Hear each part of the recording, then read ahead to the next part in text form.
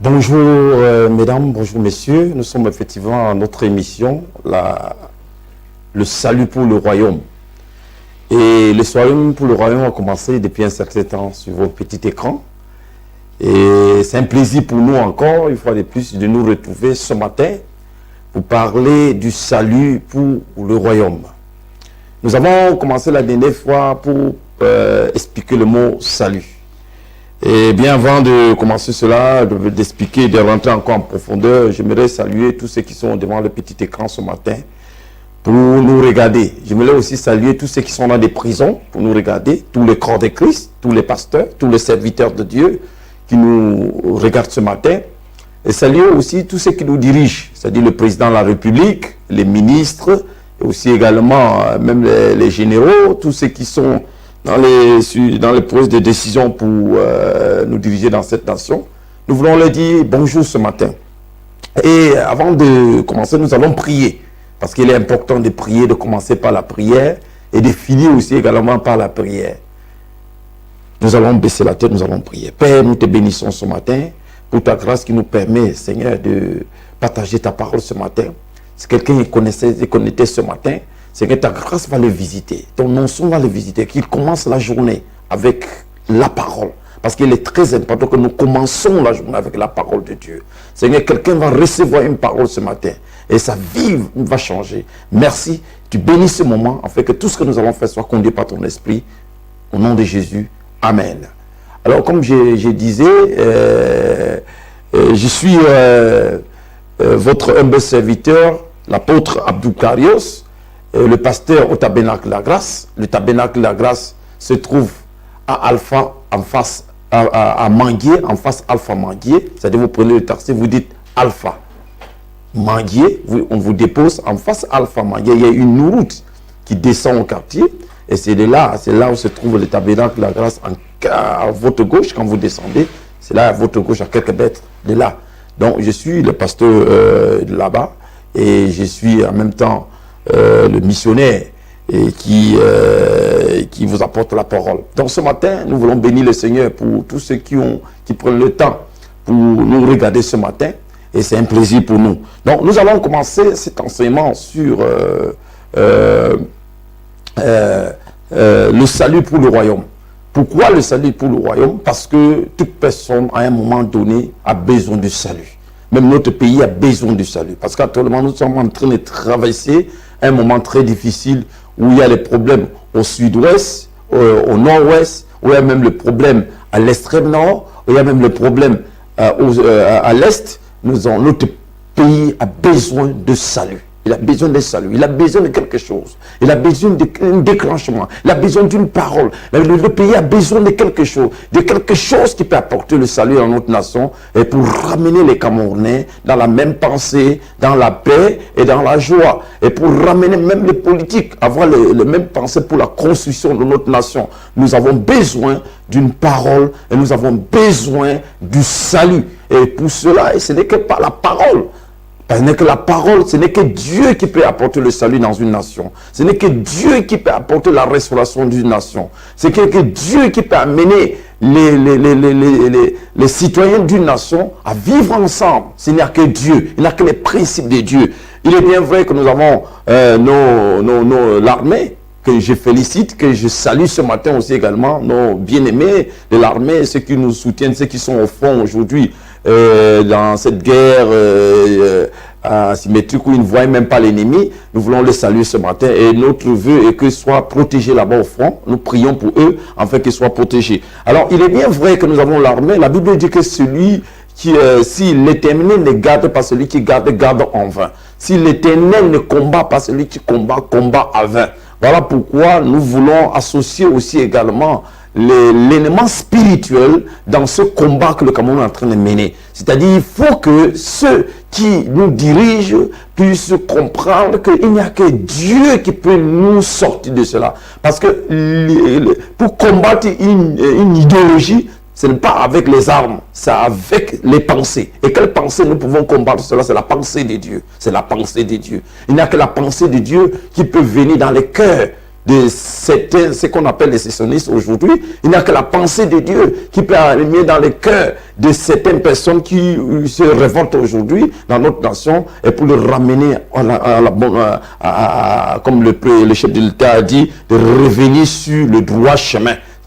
Pour qu'il revienne sur le droit chemin, il n'y a que la pensée de Dieu. Voilà pourquoi nous invitons même le président de la République, le chef de l'État, à penser au côté spirituel. Et je crois que prochainement, nous allons lui donner des solutions spirituelles pour la sortie de cette crise. Il est bien vrai, la politique peut faire des choses, les idées peuvent faire des choses, les pensées, les paroles peuvent faire des choses, mais il y a Dieu que nous avons besoin d'inviter dans cette nation à un moment donné pour que nous puissions avoir le salut pour cette nation. Nous avons besoin de salut. Donc, à un moment donné, une nation a besoin du salut, une région a besoin du salut, un village a besoin du salut, un quartier a besoin du salut, même des familles, il y a des familles qui ont besoin de salut, parce que il y a des familles qui sont embrigadées, qui sont dans cet esclavage, et ils ont besoin d'être sauvés, ils ont besoin du salut. Voilà pourquoi nous avons lancé cette émission qui est le salut pour le royaume. Et nous avons commencé à définir le mot royaume. Nous avons dit que le mot royaume, c'est d'abord la mise en péril. La mise en péril. C'est-à-dire, il y a des gens qui aujourd'hui, qui sont dans certaines situations, qui ont certaines situations, et c'est devenu un péril pour leur vie. Il y a des maladies qui sont devenues des périls. Il y a des blocages dans votre vie qui sont devenus des périls. Il y a des choses dans votre vie qui peuvent devenir des périls. Et vous avez besoin d'être mis hors de ces périls-là. C'est ça qu'on appelle salut. Il y a des familles aujourd'hui qui ne peuvent pas se marier, c'est devenu des périls. Il y a des personnes qui ont des maladies périodiques, c'est-à-dire une maladie qui vient peut-être ça peut être chaque mai, chaque milieu, chaque fin d'année, il a cette maladie. Il y a même d'autres qui ont des maladies chroniques. Ils ont besoin d'être mis hors péril de cette maladie. Il y a des choses, des blocages dans nos vies qui sont devenus des périls dans nos vies. On ne peut pas se débarrasser. Je prends l'exemple comme une personne qui fume. C'est une personne, la cigarette est devenue un péril pour sa vie. Il a besoin d'être délivré, il a besoin de sortir de là. Mais il ne peut plus le faire. Il a besoin du salut. Il y a comme quelqu'un qui fume la drogue, qui prend de la drogue. C'est devenu péril pour sa vie. Il sait que ce n'est pas bien. Mais il continue à le faire. Il a besoin du salut. Voilà pourquoi nous avons expliqué le salut comme la mise hors péril. Mise hors péril. Nous avons aussi expliqué le salut comme la délivrance. Était délivré. Était délivré de l'esclavage. Était délivré de beaucoup de choses. Et nous avons dit cela. Nous avons pris l'exemple du peuple d'Israël qui était en Égypte. Ils ont fait 430 ans dans l'esclavage. Et alors, il y a eu un moment où Dieu va envoyer un serviteur de Dieu pour venir délivrer le peuple d'Israël en Égypte. Nous avons lu ça dans Exode 3, à partir du verset 1 jusqu'à 8. Nous avons vu cela. Et comme actuellement, même l'Afrique a besoin de la délivrance. Même l'Afrique a besoin du salut. Nous sommes en train de traverser l'esclavage de milliers d'années. Nous sommes en train de traverser beaucoup d'esclavage aujourd'hui. L'Afrique est dans l'esclavage spirituel, l'esclavage moral, l'esclavage physique même. Nous avons besoin du salut. L'Afrique a besoin du salut. Comme ce peuple d'Israël qui était dans cet esclavage pendant 430 ans. Et il y a eu l'exode. Et je vais vous garantir que l'esclavage ne dure pas toujours. Je vais vous donner une bonne nouvelle ce matin pour vous dire l'esclavage ne dure pas ce matin, pour toujours. L'Afrique va sortir de cet esclavage. L'Afrique va sortir de cet esclavage. Mais pour le faire sortir, il faut le réveil de l'esprit, le réveil de la conscience. Il faut que les Africains puissent comprendre et aimer et s'aimer. Aimer ce qu'ils sont. Donc, l'Afrique va sortir de là. C'est ça la bonne nouvelle que je suis en train de te dire ce matin. L'Afrique va sortir de là. Donc, le peuple d'Israël, pendant 430 ans, était dans la souffrance. Et je vais te donner une bonne nouvelle. Peut-être tu es dans une souffrance atroce. Je vais te dire ce matin que tu vas sortir de cette souffrance. La souffrance ne reste pas toujours. Il y a un temps pour souffrir, il y a un temps pour te délivrer. Il y a un temps pour souffrir, il y a un temps pour sortir de cette souffrance. Peut-être que tu es en train de traverser un moment de blocage dans ta vie ce matin. Je vais te garantir ce matin, tu vas sortir de là. Si tu fais confiance en Dieu, Dieu va te faire sortir de là.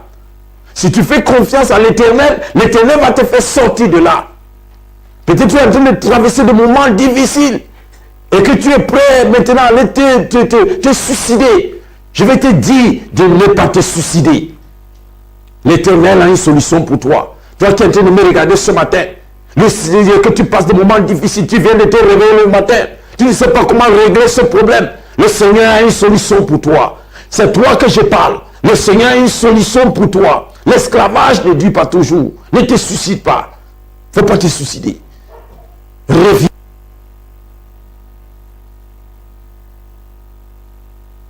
De tout votre cœur en Dieu. Quelque chose va se passer dans votre vie. Je ne sais pas quel esclavage tu es en train de vivre. Je ne sais pas ce que tu es en train de vivre ce matin. Mais le Seigneur te dit ce matin qu'il est prêt à te délivrer. Il est prêt à sortir. Il y a des gens qui sont dans l'esclavage de la sexualité, l'esclavage du péché, l'esclavage de la malédiction, l'esclavage de certaines choses dans leur vie. Ils ont besoin d'être sauvés. Toi, ce matin, tu as besoin d'être sauvé. Peut-être ton mariage est en péril. Ton mariage est en péril, tu as besoin d'être mis hors de ce péril. Tu as besoin d'être sauvé. Donc, nous avons dit que le peuple d'Israël était sous le joug de l'esclavage. Je ne sais pas quel joug tu as ce matin. Et je vais te déclarer ce matin que l'esclavage ne dure pas toujours. Dieu vient toujours pour délivrer. Voilà pourquoi dans ce passage, la Bible dit, il dit dans ce passage, le peuple de Dieu, comme il était en esclavage, il dit, j'ai vu la souffrance, mon peuple. Et Dieu te dit ce matin, il a vu ta souffrance. J'ai vu les pleurs. Dieu te dit ce matin, qu'il a vu tes pleurs. Et il vient à ton secours. Il vient te sortir de là. Il a dit, viens à moi, mon fils. C'est moi qui t'ai créé. Je t'aime d'un amour éternel. Venez à moi, vous qui êtes fatigués et chargés, je vais vous donner du repos.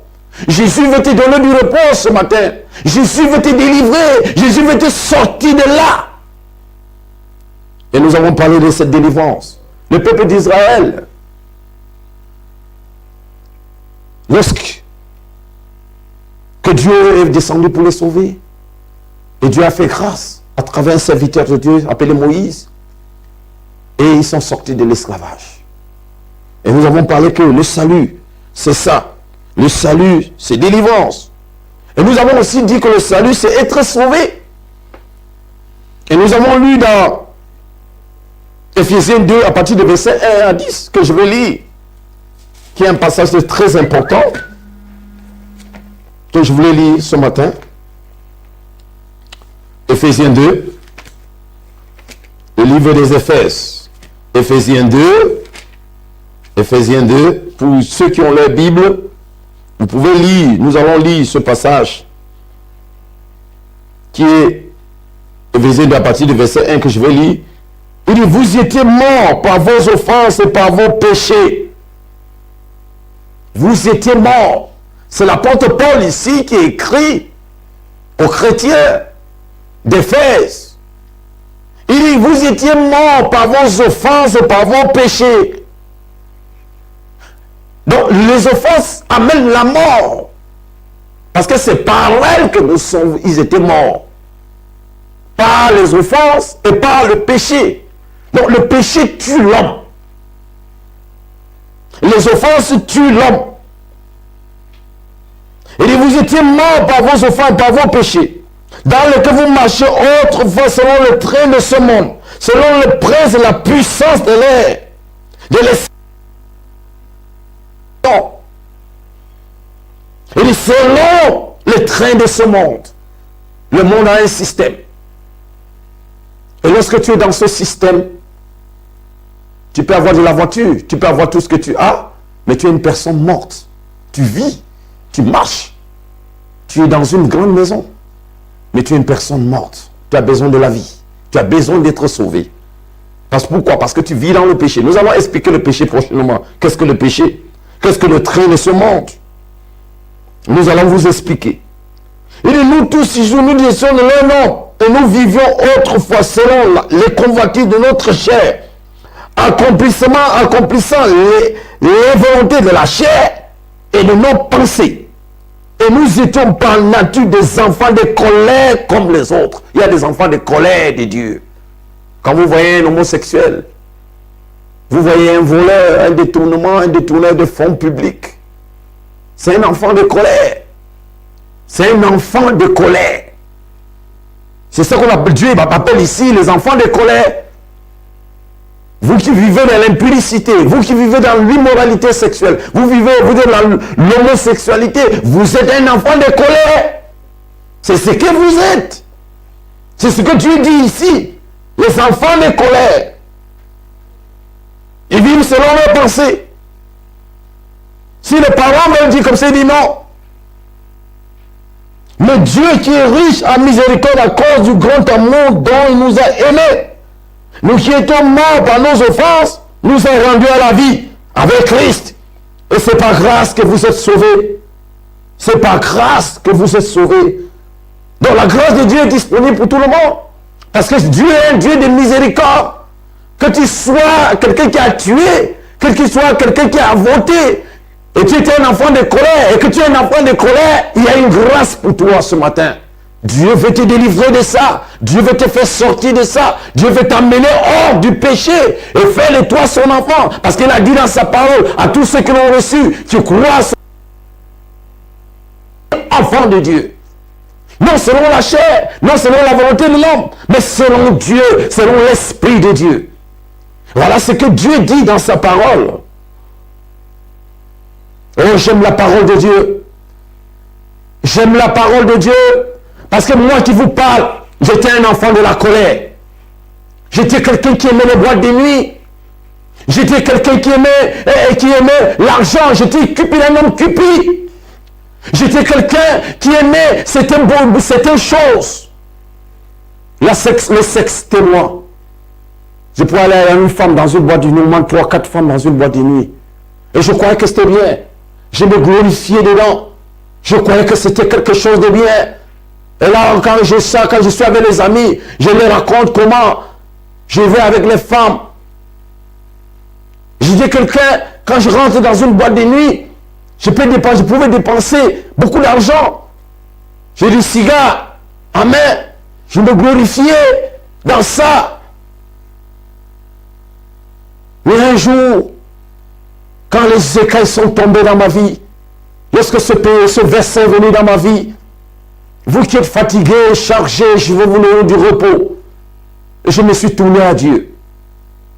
Tourné à Dieu. Et aujourd'hui, si j'étais sauvé, j'étais délivré.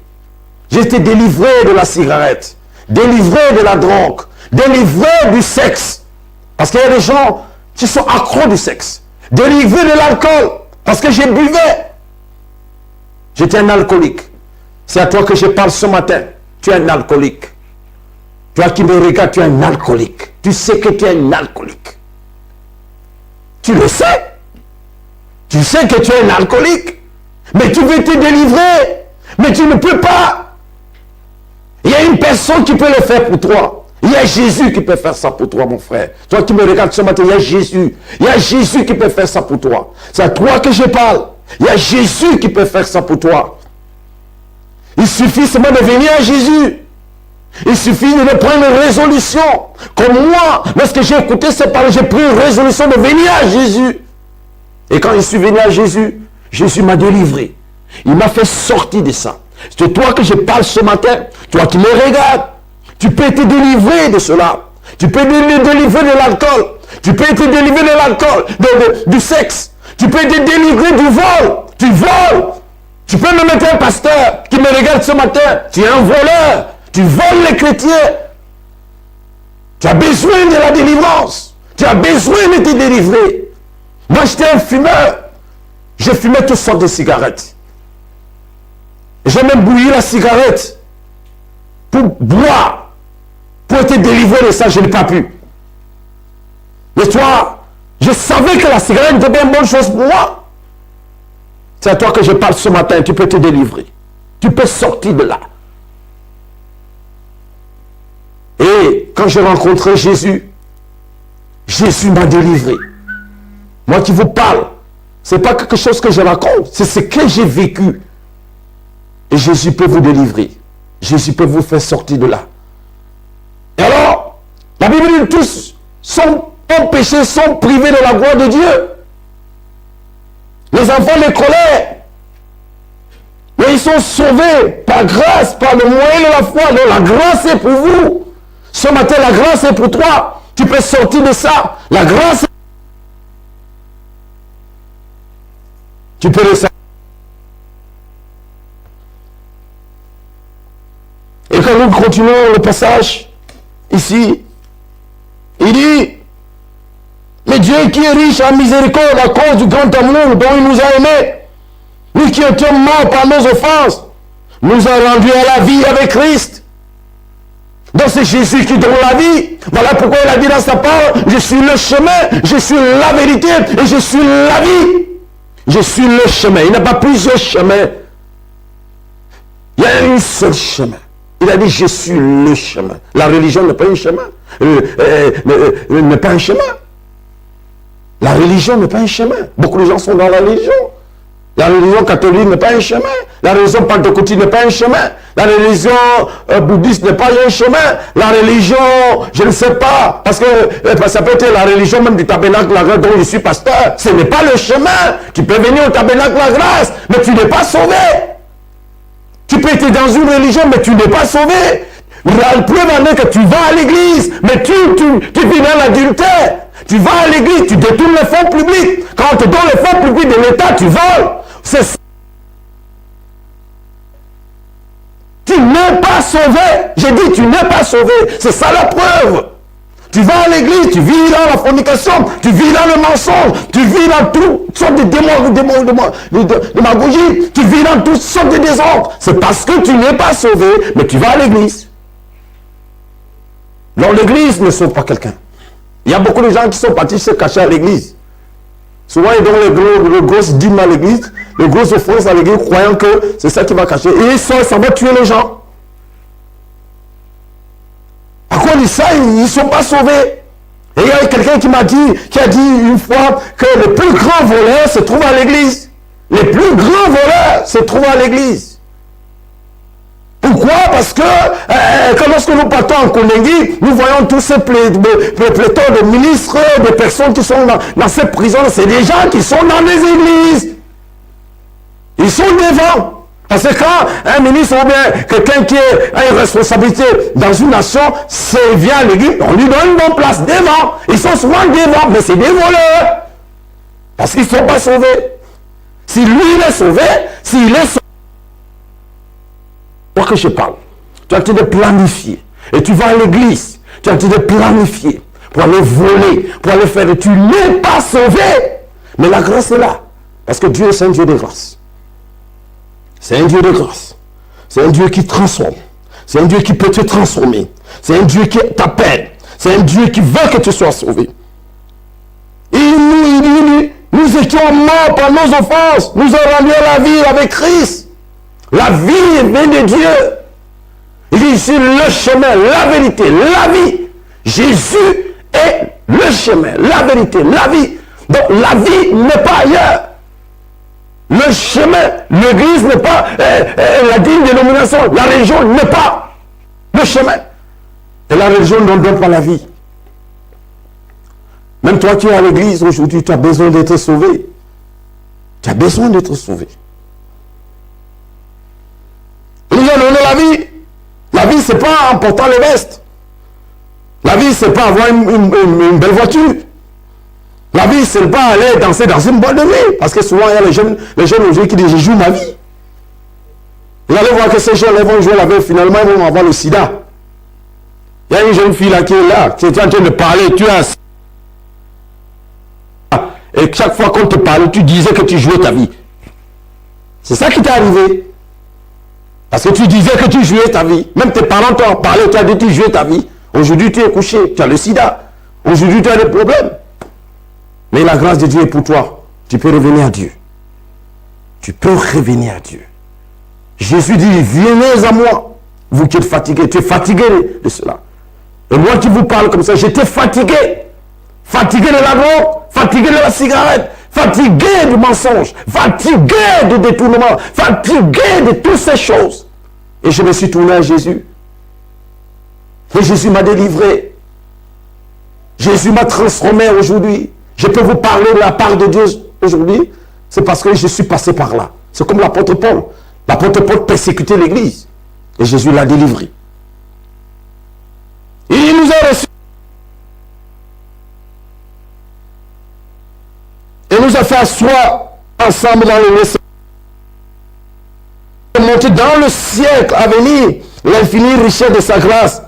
Par sa grâce.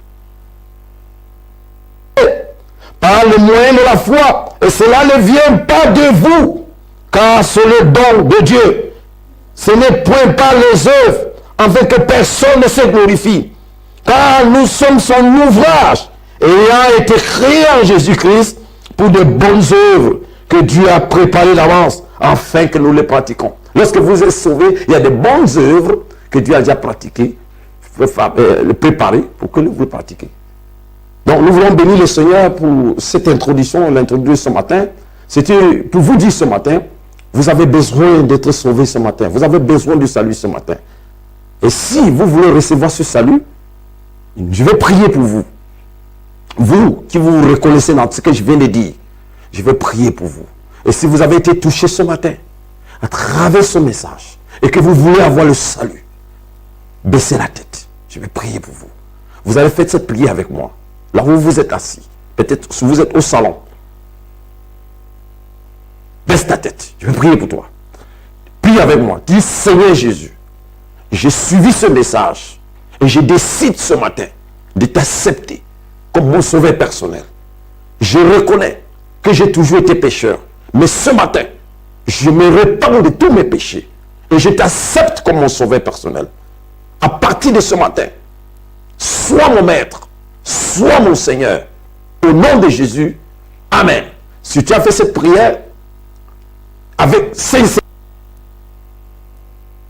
et tu as besoin maintenant de nous appeler, parce que être sauvé, c'est autre chose, et de nous appeler. Et pour nous appeler, il y a le message, le numéro de téléphone qui passe en bas de l'écran. Vous nous appelez. Ou bien si vous ne pouvez pas nous appeler, vous pouvez prendre le taxi. Vous dites Alpha Mangui.